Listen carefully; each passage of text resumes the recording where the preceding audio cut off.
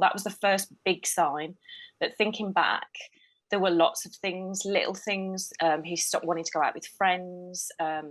He was getting lost, sort of going to different places that we knew. He would take wrong turns. It was forgetting appointments, missing meetings at work. We know now how important it is to get cancer diagnoses quickly, but with new drugs available, the same is becoming true of dementia. The Alzheimer Society want people to change the way they think about the condition. It's not called getting old, it's called getting ill, they say. In a moment, we'll speak to Paul Reynolds from the Alzheimer Society. But first, Emma Ruscoe's husband, Simon, was diagnosed with early onset dementia in 2019, aged just 55. We can speak to Emma now. Good morning to you. Hi. Thank you so much for doing this. I know this is such an important issue to many people. Tell us about this question of first signs. What were the things that made you and Simon think that something might not be right? I think the first big sign was we were on holiday in Kefalonia, and we'd gone out for the day, and we were sitting chatting in the car about what our two boys had had for lunch because we'd left them behind. We had quite an in-depth conversation, laughing and joking because they were pretty similar, had the same things all the time. We'd had a good 5-10 minute conversation, and then we finished, and within 20 seconds, Simon said, "Well, what do you think the boys are going to have for lunch?" And I said, "We've just had that conversation," and he couldn't recall it at all. That was the first big sign.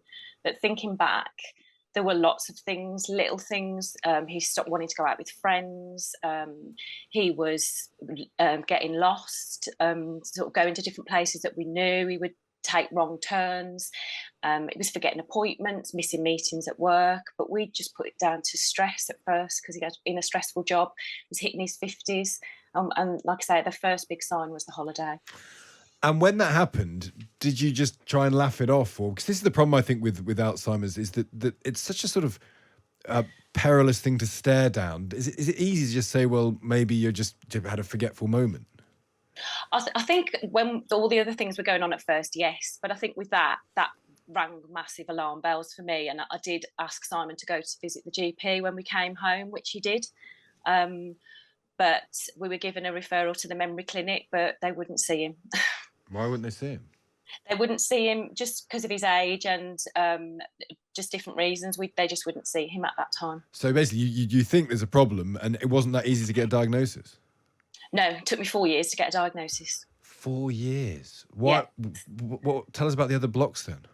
So one of the big blocks was Simon, because when we'd seen the GP, the GP had done a letter that Simon didn't like to a neurologist, and it was upset him, so he wouldn't go. I had a couple of years of really battling with him to try and get him to go because things were progressively getting worse. We went back to the GP in 2018. Were referred to the memory clinic again. At this point, they did agree to see him, but there was a 10-week wait. We waited for about 10 weeks. We were still waiting. And in the end, I rang them and begged them to see him because he was just getting worse and worse. They did agree to see us, but we didn't have a proper assessment. It was just a chat with a medical person. I know now, having been through the tests. And literally, as soon as I said we'd been on holiday and he seemed a bit better, they just hung on to that and again dismissed us. Again, we waited another year, things were still happening, and Simon actually recognised then that things weren't right. So we went back again in 2019, in the May, and we waited a further 8 months for a referral for an appointment just because of the number of people. I was ringing every week after the 10-week time, and I was told he was 27th on the list, 19th on the list, and eventually we got seen in December 2019. And how's he doing now? He's doing really well. He's in the moderate stages. I have to say the disease is progressing, but we work really hard with him. I live at home with my two sons as well, and my mum supports me. We've got a bit of a tag team going. He can physically do everything. We are very lucky in that Simon hasn't got any physical disabilities at all that go alongside to the disease, because some people get that as well. So he's physically able to do everything, but we have to help him. We have to explain how to do simple things like making a cup of tea, taking a shower, brushing his teeth. You have to tell him what to do. But he is able to do that. And we have the Admiral nurse come and see us. And what she said to us is that the disease is pulling him one way and us as a family are pulling him back. And we've been told that he's living really well with dementia. And considering really, in reality, we're probably 7 or 8 years in, we are. It's hard work though. Well, listen, he's very, very lucky to have a wife like you. Thank Emma. you. Bless you and good luck with everything. Thank you so much for talking us through all that. That's Emma Ruscoe. They're talking about her husband, Simon. Let's speak to Paul Reynolds, who is Associate Director of Commercial and Partnerships at the Alzheimer Society. Morning, Paul.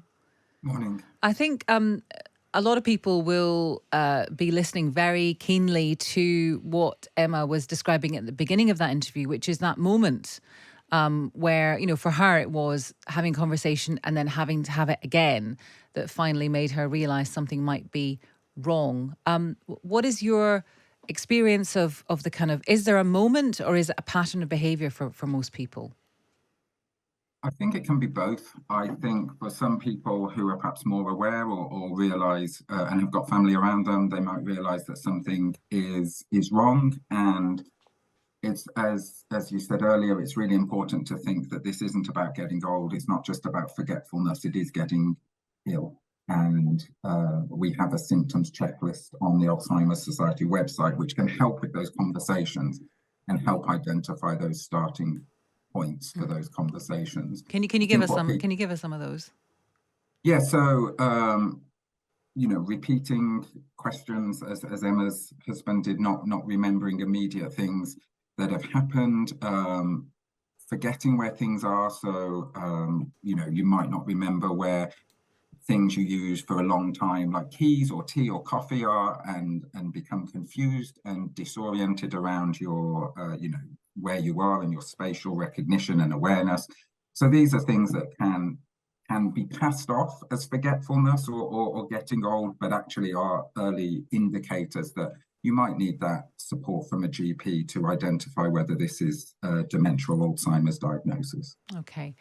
Paul, thank you very much for talking to us this morning. It's Paul Reynolds, who is from the Alzheimer's Society. Two things. Number one, that the checklist, really important. And the second one, of course, is getting the diagnosis, taking so long. Yeah, and you clearly, as ever in this country, you need sharp elbows and determination. Like that Emma wouldn't take no for an answer because she was fighting for her husband. And you shouldn't need to do that, should you? Yeah. I find the whole thing absolutely terrifying, in this notion of when to diagnose. My parents over and, they forget things occasionally and you become paranoid. But equally, you don't want to become unwilling to see things.